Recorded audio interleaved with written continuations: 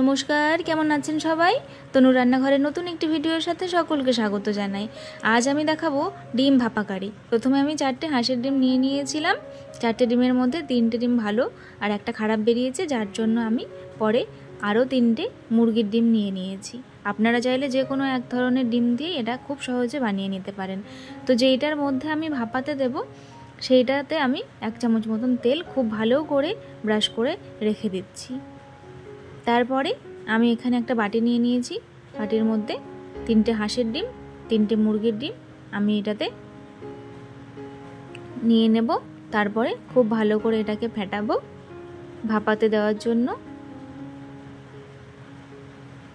এই রেসিপিটা কে কে খেয়েছেন আমাকে জানাতে কিন্তু একদমই বলবেন না। আর যদি না খেয়ে থাকেন তাহলে একবার হলেও বাড়িতে ট্রাই করবেন, আশা করি আপনাদের খুব ভালো লাগবে। হাঁসের ডিমের নর্মাল রেসিপি তো আমরা সবসময় খাই, কারি, ঝোল, অমলেট, কিন্তু এইটা কিন্তু একদমই ওইগুলোর থেকে স্বাদটা কিন্তু এটার একদমই ভিন্ন স্বাদের। তো অবশ্যই একবার ট্রাই করবেন। খুব ভালো করে আমি ডিমটাকে ফেটিয়ে নিলাম। এরপরে আমি গোলমরিচ আর স্বাদ মতন নুন দিয়ে এটাকে মিক্স করে নিয়েছি। এইবারে আমি তেল মাখানো টিফিন বাটির মধ্যে এটাকে ঢেলে দিলাম।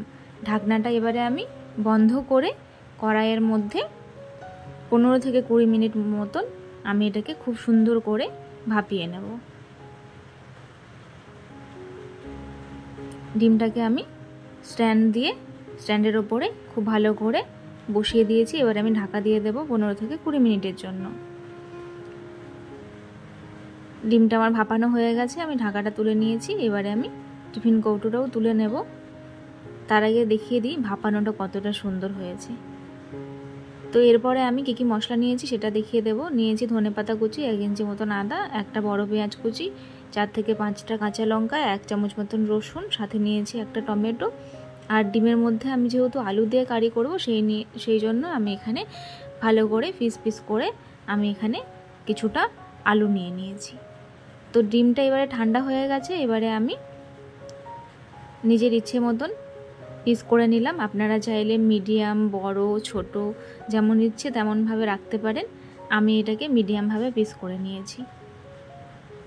এতে করে কিন্তু মশলাগুলো সব ডিমের মধ্যে খুব ভালোভাবে যাবে।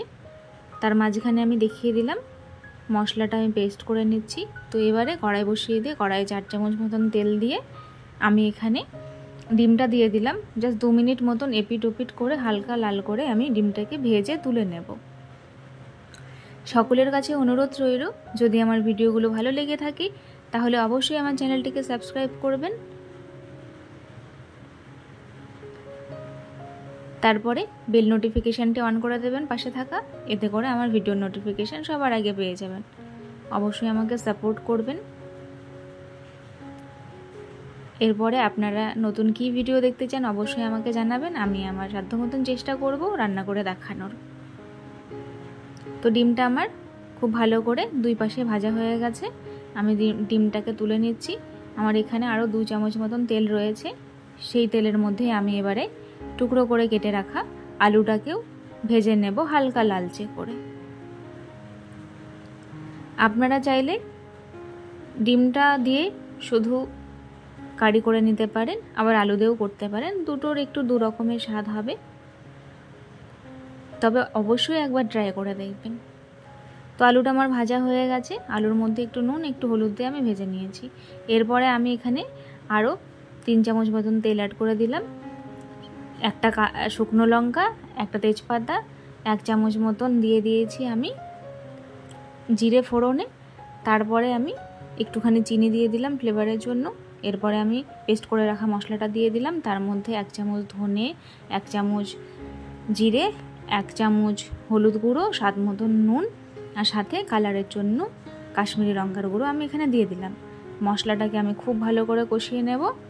তারপরে আমি এখানে আলুটা দিয়ে কিছুক্ষণ কষাবো, যতক্ষণ না আলুটা সেদ্ধ হচ্ছে।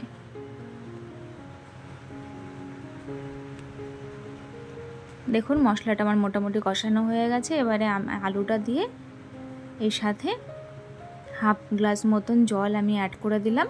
দিয়ে আমি কিছুক্ষণের জন্য আলুটাকে সেদ্ধ হতে দেব। আলুটাও সেদ্ধ হবে আর মশলাটাও আমি ভালো করে কষিয়ে নেব। দেখুন আলুটা ভালোভাবে সেদ্ধ হয়ে গেছে। মশলাটা আমি আবারও আর একবার ভালোভাবে কষিয়ে নেব। কষিয়ে নেওয়ার পরে আমি এখানে প্রয়োজন মতন গ্রেভির জন্য জল অ্যাড করে দেব। আমি প্রত্যেকটাই রেসিপি চেষ্টা করি খুব সহজভাবে আমি দেখানোর, আশা করছি আমি বোঝাতে পারছি। ভিডিওটা ভালো লাগলে অবশ্যই ভিডিওটা লাইক শেয়ার করে দেবেন। তো আমি এখানে গ্রেভির জন্য 1 গ্লাস মতন জল ব্যবহার করেছি, কারণ প্রথমে জলটাকে বেশি লাগছে, কিন্তু ডিমটা পরে জলটাকে টেনে নেবে, সেই জন্য সেইটা বুঝে দিতে হবে। তো নামানোর আগে আমি এখানে স্বাদ মতন গরম মশলা গুঁড়ো 1/2 চামচ আর ধনে পাতা ছড়িয়ে আমি নামিয়ে নেব। তবে আজ এই পর্যন্তই, দেখা হবে নতুন একটি ভিডিওর সাথে। ধন্যবাদ।